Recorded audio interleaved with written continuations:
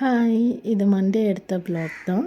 Morning எழுந்ததும் breakfast ready பண்ணணும். என்ன பிரேக்ஃபாஸ்ட் ரெடி பண்ணுறதுன்னு யோசித்து முடிவு பண்ணி செய்கிறதுக்கே டைம் ஆகிடும். அதை நம்ம செஞ்சு கொடுத்தா அதில் 1ஓ 2ஓ தான் சாப்பிடுவாங்க.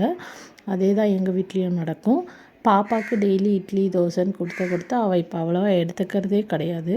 ஸோ ஓகே, பாப்பாவுக்கு எதனா டிஃப்ரெண்ட்டாக பண்ணணும்னு அவளுக்கு பனானாவை ஸ்லைஸாக கட் பண்ணிவிட்டு கீழே டோஸ்ட் பண்ணிவிட்டு அதுக்கப்புறம் ஒரு ஆம்லேட்டும் 2 குட்டி தோசையும் போட்டு கொடுத்துருந்தேன். அவளுக்கு பிடிச்ச மாதிரி ஐட்டம்ஸ்லாம் வச்சு கொடுத்தா அவள் கொஞ்சம் சாப்பிட்ருவா. ஸோ அவளுக்கு பனானா ஹேக்னால் ரொம்ப பிடிக்கும். அதனால் அந்த மாதிரி பண்ணி கொடுத்துருந்தேன்.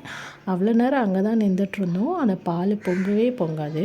இப்படி கொஞ்சம் நவந்தால் போதும் அந்த பால் பொங்கிடும். அது எப்படின்னே தெரியல. எனக்கு மட்டும்தான் அப்படி நடக்குதா, உங்களுக்கும் அப்படி தான் நடக்குதான்ட்டு கமெண்டில் சொல்லுங்கள். நம்ம எப்போல்லாம் சாப்பிட்லாம் அப்படின்ட்டு சீக்கிரமாகவே பிரேக்ஃபாஸ்ட் ரெடி பண்ணி சாப்பிட்லான்னு உட்காரும்போது தான் கரெக்டாக என் பாப்பா எழுந்து வருவாள். ஸோ என்னால் அது சாப்பிட முடியாமல் ஆகிடும். அப்புறம் பாப்பாவுக்கு நான் ஃபீட் பண்ணிவிட்டு சாப்பிட்றதுக்குள்ளே 11 o'clock 11:30 ஆகிடும். சப்ஸ்கிரைப் பண்ணிவிட்டு சப்போர்ட் பண்ணி